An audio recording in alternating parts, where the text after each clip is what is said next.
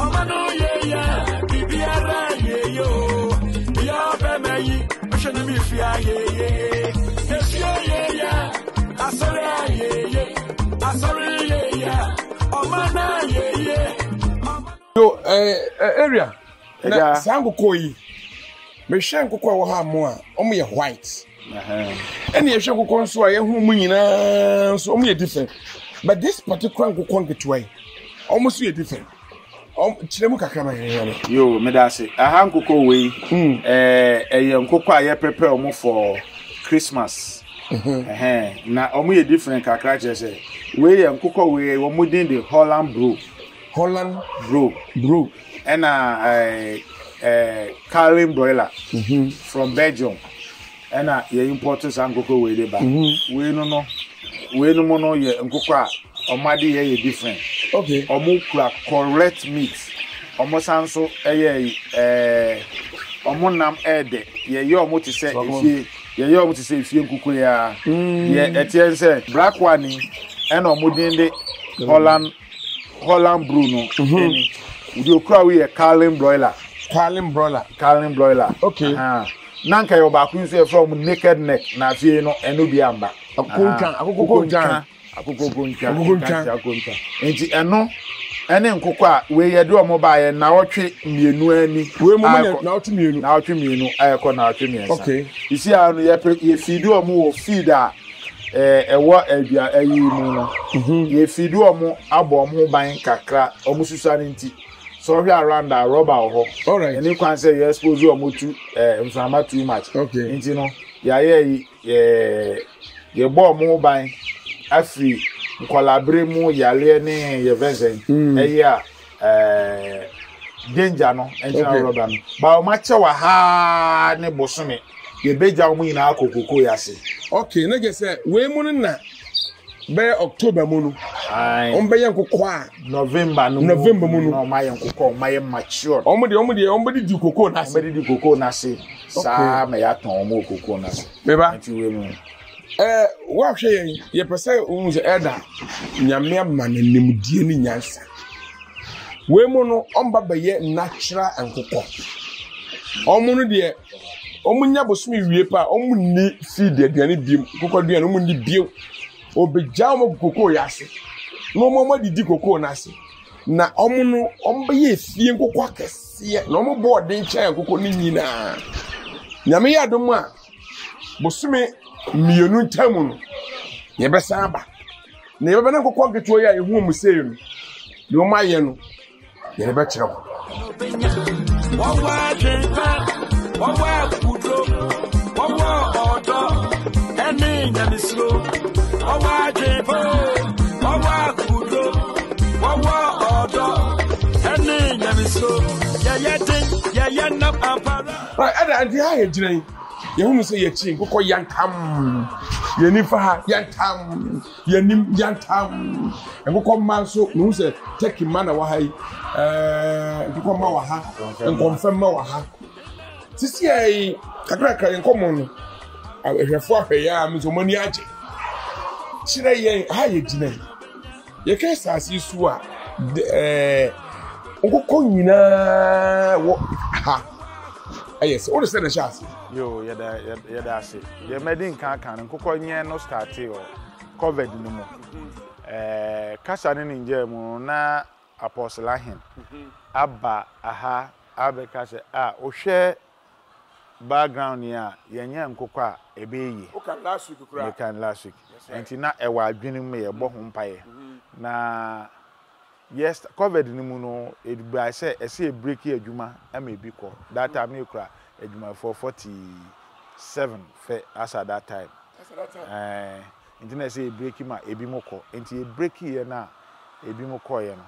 Adwuma no obi depend wo adwuma kakra ya oye ya. Enti se bibia ba no break na kosa ya ha adwen. Na se sa na tie dia yen start enkokọ nyen no. Enti e de enkokọ 800 and started here. Let's start and get now we have fish, you know. Me have fish gari no and sachet water. And I create juma nankasa. But then go the mai. Then koko mai.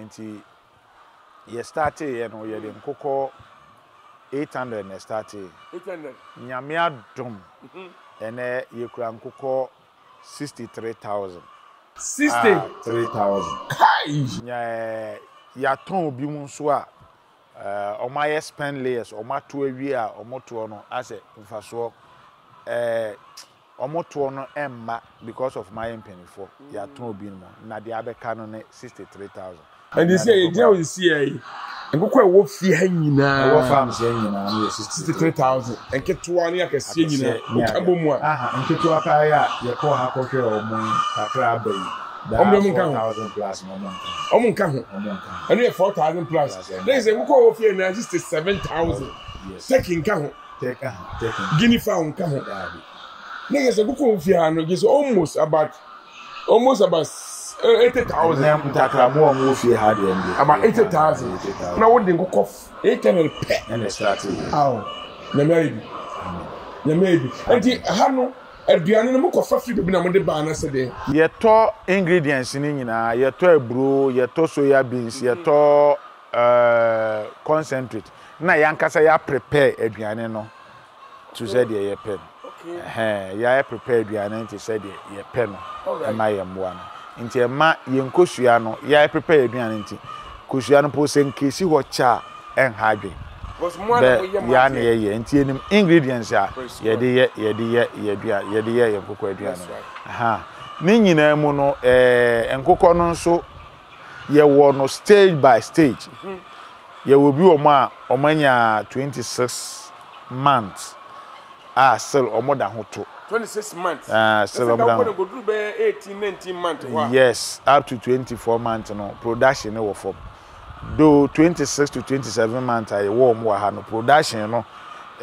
is not bad otete we feel is not bad this time kosua ho ayedin enti no emma se ohwe omo kakra eye enti se obeton omo obinya ho kakra otumi e dey certify your customers eno so hia adwuma ye nyina no yen customers value chain no e se obi a ho hia customers nso na mro omo hia na omo so beton na nka omanya omfa so ni nti na ma ye wo da 26 27 months no e wo ho a omo da ho e to kakra right enti ede na sisi ano kakra enkomo no de e ba wie ano sa enti sisi ano e ba ne se owie nkokɔ no omo agya nan no nkokɔ agya nan no mo prepare nyina mo nkokɔ so omo so be fa na yo me da say nkokɔ agya nan no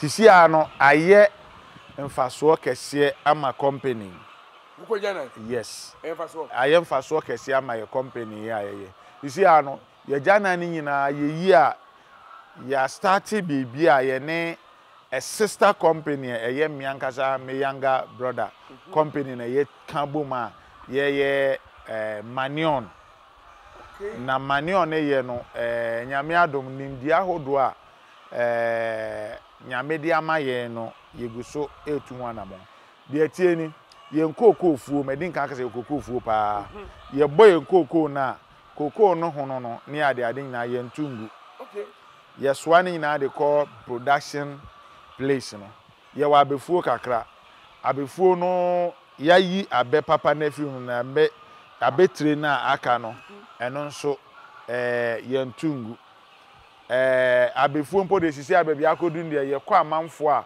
omo processing center omo ye ngo no ekoto abe tre no e de call in production center ho ye de sa ne omani nyina mix a ye organic manure na eduro bufuro bi anka ho make us say ye ne cocoa board or contractor ye supply omo da manure no ye ne Mampon research and so contractor ye supply mo tech University of Kwame Nkrumah Science and Technology and so any won kita ho a ye di a ne so no ye supply omo sa manure na omo de mankofo bi nti ama adwuma biala ade biala e wo fie ha bia sisi ano nye waste ye ntungu nti eho no ye kɔ hɔ nso a mo behu de nyame enam so ene enua no medin kan kan menua kuma no do ye purely agric